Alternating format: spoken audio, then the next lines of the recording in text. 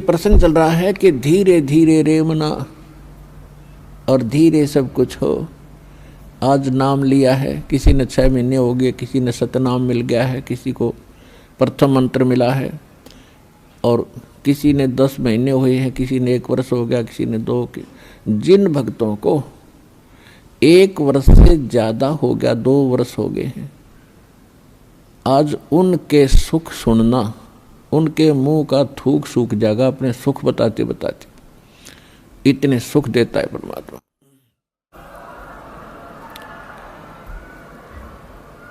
और कुछ अनजान कहते हैं जी मैं 4 बार आ लिया, गण्या कोई लाभ सा विशेष नहीं हुआ। ये उसके लिए प्रार्थना है कि धीरे धीरे रे मना, धीरे सब कुछ हो, माली सींचे 100 गड़ा समय आए फलो। और दूसरा कारण ये होता है, सतगुरु के दरबार में भाई कमी कहे की ना, अनसा मौज नहीं पावता है तेरी चूक चाकरी। इस सच्चे दरबार में किसी चीज की कमी नहीं है। यदि आपको कोई राहत परमात्मा से नहीं मिल पा रही है तो आपका कनेक्शन ठीक नहीं है। अपने आत्माओं जैसे एक मेन लाइन आई है बिजली के तारों की और वहाँ से पूरी कॉलोनी को कनेक्शन मिला हुआ है और किसी एक व्यक्ति का पंखा नहीं चल रहा या मोटर नहीं चल रही या कोई भी आइटम नहीं चल रहा, तो उसका कोई और कारण हो सकता है। या तो पंखा खराब हो सकता है या मोटर खराब हो सकती है, उसको चेक कराओ। और सारा ही व्यवस्था नहीं चल रही कोई भी, तो आपका कनेक्शन ठीक नहीं है। तो यहाँ एक बहुत बड़ी हम गलती करते हैं कि मर्यादा ना रख के भगवान का हम आशीर्वाद प्राप्त नहीं कर पाते, जिस कारण से आप जी का वो कनेक्शन कट जाता है। कहते परमात्मा कहते औखद खावे और पत्थर है, औखद खावे और पत्थर रखे और तब पावे मोक्ष। जैसे दवाई लेते हैं, औषधि लेते हैं, तो उसके साथ कुछ परहेज भी होते हैं। तो इस मार्ग में परहेज कंपलसरी है परमात्मा के इस मार्ग में। और परहेज वही हैं जो हमने वैसे ना करने चाहिए। बीड़ी, शराब, मांस, तम्बाकू, अन्य देवताओं की पूजा, ये तो वैसे ना करनी चाहिए। बताओ और परहेज क्या है? तो इस करके ये तो अवश्य रखने ही पड़ेंगे यदि आपने भगवान से लाभ लेना है और मोक्ष प्राप्ति करनी है। तो कहने का भाव ये है कि नाम जिन्होंने ले लिया, धीरे धीरे सब काम होंगे। थोड़ा समय दो दाता को, इतने उतावले ना हो। जैसे एक कहता है जी मैंने नाम लिया, मेरा सारे सुख हो गए, तो इसके। और दूसरा कहता है जी मैं 4 बार आ चुका हूँ, अभी तक विशेष राहत मिली नहीं है। पुणात्माओं, ये परमात्मा का मार्ग है, इसके लिए आपने ये ध्यान रखनी पड़ेंगी जो बातें दास बता रहा है। अब जैसे किसी का कोई रोगी है और उसको एक्सीडेंट हो गया किसी का, और उससे ब्लड निकल रहा है, रक्त, और उधर से टांग टूट गई, उस पीड़ा भी बहुत घनी हो रही है, तो डॉक्टर सबसे पहले उस स्थान को ऑपरेशन या किसी कारण से ठीक करेगा जहाँ से ब्लड निकल रहा है। अगर उसका ब्लड निकल गया तो मृत्यु हो जाएगी। और वो उस तरफ ध्यान नहीं देगा कि टांग टूट रही है और ये रो रहा है, चिल्ला रहा है कि मुझे पीड़ा है। डॉक्टर इलाज भी कर रहा है और वो ये सोच रहा है कि डॉक्टर का ध्यान न कोई नहीं, मैं मर गया, मेरी तो टांग टूट गई। लेकिन डॉक्टर पागल नहीं है। डॉक्टर पहले देख रहा है कि ये करना आवश्यक है, ये टांग तो बाद में जुड़ जाएगी, इस तो मरा नहीं गा ये। तो इसी प्रकार आपके जिन्होंने दीक्षा ले ली है और जिनके ऊपर कोई ऐसी आपदा आनी है कि आपकी मृत्यु होनी हो, तो पहले परमात्मा उस मृत्यु को रोकेगा। बाकी संसारिक सुख तो फिर आपका ढेर लगा देगा, आपका जीवन एक्सटेंड हो गया था। तो इस बात को आप ध्यान रखना। यह कोई बालकों का लेख नहीं है और इतने एक मनुष्य जीवन का मिलना हंसी खेल नहीं है। एक सांस भी मनुष्य जीवन की मिलना आपको बालकों का खेल नहीं है। और ये आपको 100-150 वर्ष एक्सटेंड कर देता, ये परमपिता, ये पूर्ण परमात्मा है।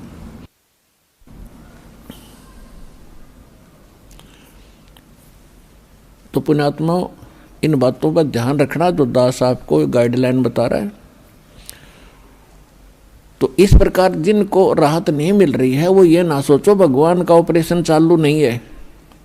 आपके उन संकट निवारण के लिए परमात्मा उसी दिन सक्रिय हो जाता है जिस दिन आप इस ज्ञान को पढ़कर या ज्ञान को सुनकर और हृदय से पुकार लेते हो, परमात्मा हम आपके हो लिए, आपके बगैर मुझे कुछ दिखाई नहीं देता है। और कब बुलाओगे, उसी दिन से परमात्मा आपको अपना मान लेता है, क्योंकि ये आत्मा का साथी है, आत्मा इसका अंश है। चाहे वो किसी धर्म में है, चाहे किसी मजहब में है, या किसी प्राणी के शरीर में है, कुत्ते गधे सूअर के शरीर में है। तो ये परमात्मा उसी दिन से आपको स्वीकार कर लेता है यदि आप हृदय से पुकारते हैं। और जिस समय नाम ले लेते हो फिर तो बातें खत्म हो जाती है कि आपके कोई सुनवाई ना हो या आपके संकट दूर ना हो। उसके लिए यही कारण हो जाता है कि परमात्मा पहले वो संकट टालेगा जो तेरी जान को जोखिम करेंगे। आपको जीवन एक्सटेंड करके फिर धीरे धीरे तेरे सारे आपके सभी कार्य, आवश्यक कार्य जो होंगे सारे ठीक करेंगे। देखो ये भक्ति मार्ग है। यदि आप यहाँ आते हो बरवाला आश्रम में तो आपको सबसे पहले ये उद्देश्य बनाना होगा कि मुझे मोक्ष चाहिए। और जो ये कहते हैं मैं फैक्ट्री लाऊं, मैं मंत्री बनूं, एमएलए बन जाऊं, मेरा आशीर्वाद दे दो गुरुजी, देखो ये आशीर्वाद यहाँ पर आपको नहीं मिलेंगे, क्योंकि ये तो भगवान से दूर करेंगे आपको। और हम ऐसा विष आपको खिला नहीं सकते जो आपका जीवन को हानि कर दे। डॉक्टर ऐसा अनजान नहीं होता। इसका कारण ये है कि जैसे कोठी बंगले आपको दे भी देगा भगवान, तो आप परमात्मा से कोसों दूर होगे। और फिर क्या बताते हैं, सर्व सोने की लंका थी वो रावण से रणधीरम, एक पलक में राज विराजीव जम के पड़े जंजीरम। सारी सोने की लंका बख्श दी थी उसको, सारा लंका सोने की बनाए बैठा था। और उस समय तो कई कई हजार, 20-20, 30-30 हजार वर्ष की उम्र होती थी। तो उसने त्याग को सोचना कोई बड़ी बात नहीं थी कि अभी ना मरूं, 30-40 हजार वर्ष जीऊंगा, क्योंकि सतयुग में लाख वर्ष की आयु होती है। और त्रेता में भी सटाट के अंदर 40, 50, 30 और लास्ट में कम हो जाती है। तो रावण के मन में ये खरपतवार पैदा हो जाना क्या भी नहीं मरूंगा, ठाठ तो कोठी बना ली, दो कोई मंजिल की अटारियाँ बना रखी हैं। जैसे आजकल ये 20-20, 30-30 मंजिल के बनाते हैं मकान, वो तो 100 मंजिल के बनाए बैठा था, 200 के, इतना कुबद्दी था। और सारे सोने के, ईंट और गारा सोने की, लिपाई सोने की। और उसने भी ये सोच रखा था भी नहीं मरूं, अरे ऐसा बक्कल उतरा, सह परिवार नष्ट हो गया।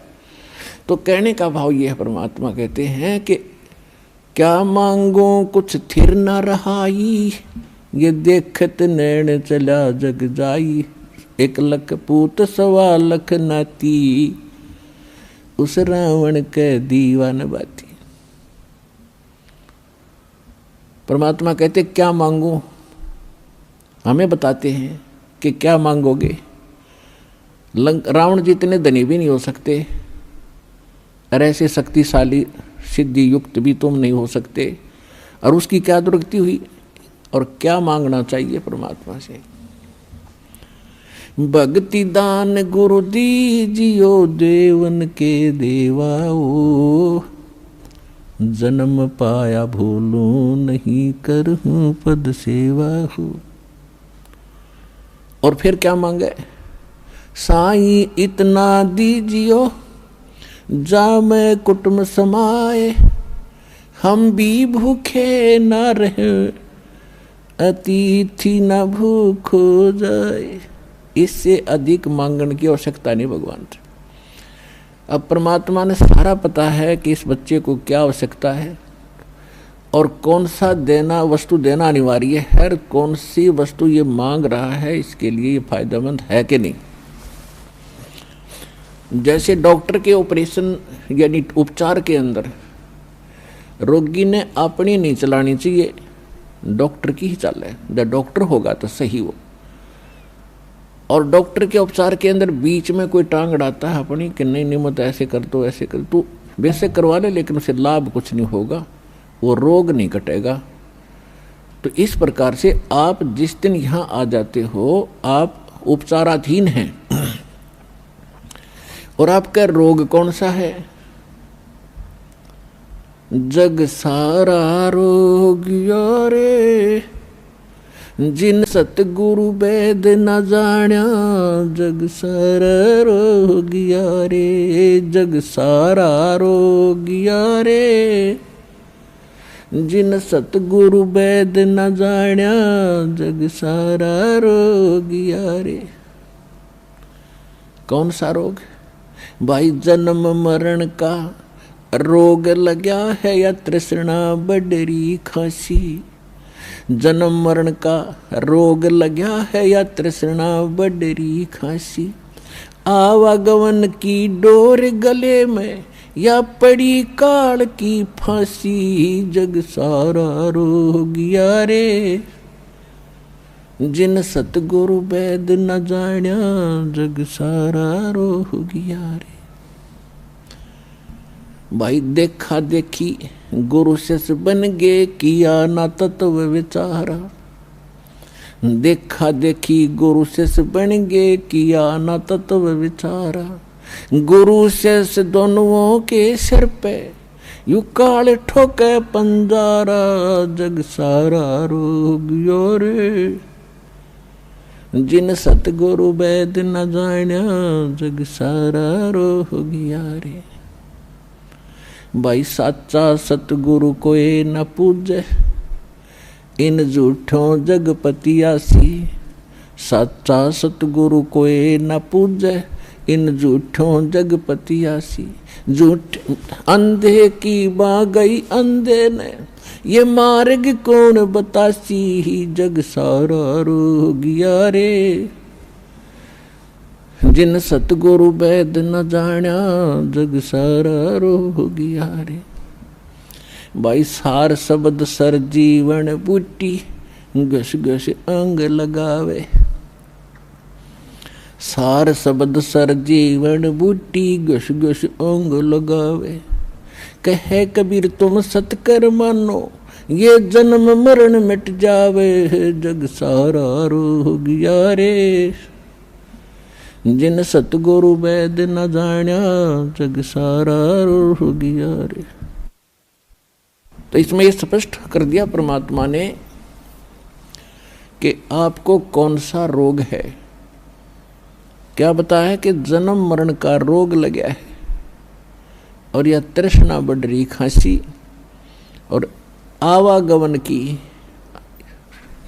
ऊपर जाओ फिर वहाँ से अपना हिसाब करा के नीचे आओ, मनुष्य बनो, गधे बनो, कुत्ते बनो, फिर अपना टाइम पूरा करो, फिर जाओ, फिर वहाँ से नेक्स्ट आदेश हो गधा बनो, फिर जाओ, फिर आदेश बनो कुत्ता बनो, मनुष्य बनो, देवता बनो, फिर राजा बनो, फिर गधा बनो।